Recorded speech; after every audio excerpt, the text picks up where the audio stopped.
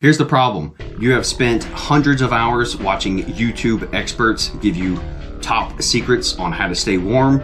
You've spent thousands of dollars on top of the line equipment, and still you continue to freeze your butt off during winter operations. Here are a Grunt's top tips on how you can truly stay warm in the winter. Let's go. Welcome back, guys. I'm Randall. This is Grunt Proof. I don't need to tell you what those buttons down there do. Subscribe, click the bell and all that. You guys know exactly what to do to make it happen. So your first problem is you are watching too many YouTube videos. You're listening to too many experts. It's always great to listen to other people's experience and try to learn from their past failures. But the bottom line is, for you to figure out what works for you, you have to get out there and experiment for yourself. And with that being said, you need to consider the context and the background of the person that is telling you about winter clothing. When I see a guy from Upper Michigan or Canada talking about cold weather, I tune out. I'm a dude from the Gulf Coast where it's 90 degrees, 90% humidity almost all year round. Their winter advice will probably not apply to a guy like me. Freaking Canadians wearing flip-flops in December telling me how to dress. The second reason you are still freezing your butt off, you're listening to stupid gimmicks and tricks from the experts, and honestly, they are absolute lies. The hot water bottle trick, hand and foot warmers, working out before you go to bed.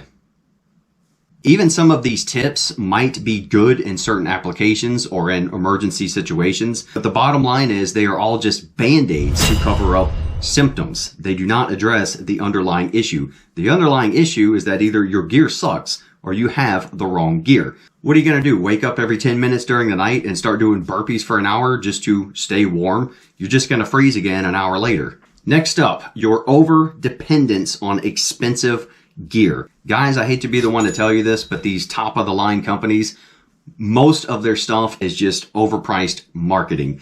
There is no expensive way to stay warm in the winter. There are key principles you have to follow to stay warm. I have a special video on how to dress for the winter. That will be linked at the end of this video. But the bottom line is you can spend thousands of dollars on gear. If you do not address these key principles to stay warm, you will freeze. Next up is poor planning, which I think usually comes down to a lack of experience.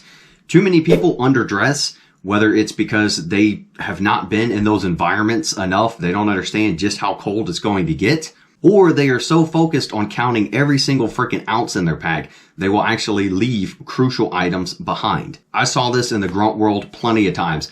Guys think they're going to be warmer than they are. They think we're going to be moving more than we do, or they're so hard-headed they think they're just going to be able to tough it out and just brave the storm all night. So there's nothing wrong with being a newbie. As a matter of fact, those are most of the people I am trying to help. You can remedy this very easily. If you have a trip coming up where it's going to be cold, you should test out the gear you're planning to take before you go on that trip. Just go sleep out in your backyard that night or up on your balcony, whatever you have to where you can sleep out in those conditions, and you will see pretty quickly how well that gear is going to perform or how poorly it is going to perform. And the benefit is if you're right outside your house and you start to freeze, you're not miles away from home. You could just walk right inside and grab that gear item that you plan to leave behind, put that on, go back outside, and you'll realize, oh, hey, okay, I need to bring this with me. So the final number one tip of why you are probably still cold camping is one of the most important. Your sleeping system, especially your mat, sucks. I don't care how expensive or how good your sleeping bag is. You might be sleeping in 20-degree weather, but you got a 0-degree bag. If your sleeping mat sucks, you will be cold. There is no mitigating a poorly rated sleep mat. Being from the Gulf Coast, I am kind of a cold sleeper. So I look at R values, and in the wintertime, I want a minimum of a 6. There's a lot of great companies out there. I'm not going to give you a specific one. You should do the research for yourself. And then you should definitely go out there and test the stuff for yourself. Even in the summer, if I'm out in the mountains where it drops down to 50 degrees at night, but it's 100 degrees during the day, I'm probably still going to bring my winter sleep mat because the ground is going to be so freaking cold. And I would just rather not chance being cold from under the ground. So investing in a good sleep mat is not only going to keep you warm during the winter, you're probably also going to get a much better night's sleep. You're going to be more comfortable, more rested. You're going to be able to cover more miles the next day. So if you're going to save money on outdoor gear, don't do it on your sleep mat. Invest in a good sleep mat. Here's a bonus for you guys. You are all depending too much on the sleeping bag temperature rating. In my experience, almost all of those ratings are absolute bullshit. So if you have a new sleeping bag, once again, go outside, right outside your house, and test it. My general rule of thumb is whatever the temperature rating is of the sleeping bag, I like to add 10 degrees to that. So if it's a 20-degree bag, I'm going to start off at 30 degrees.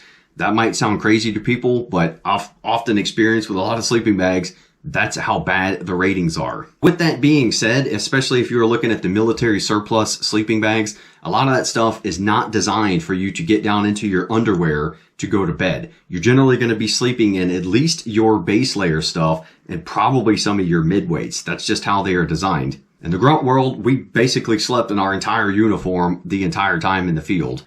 We just didn't have the time or the luxury to get down into our bunny slippers and underwear. If you want to learn more about how to properly layer during the winter, go check out this video right here. That is going to teach you basically all the principles you need to know on how to dress for the winter. Coming from this Mississippi boy, it's probably going to help a lot of you guys out who are always cold in the winter. So that's it, guys. You know what all those buttons do. Like, subscribe, click the bell. I don't have to explain that to you.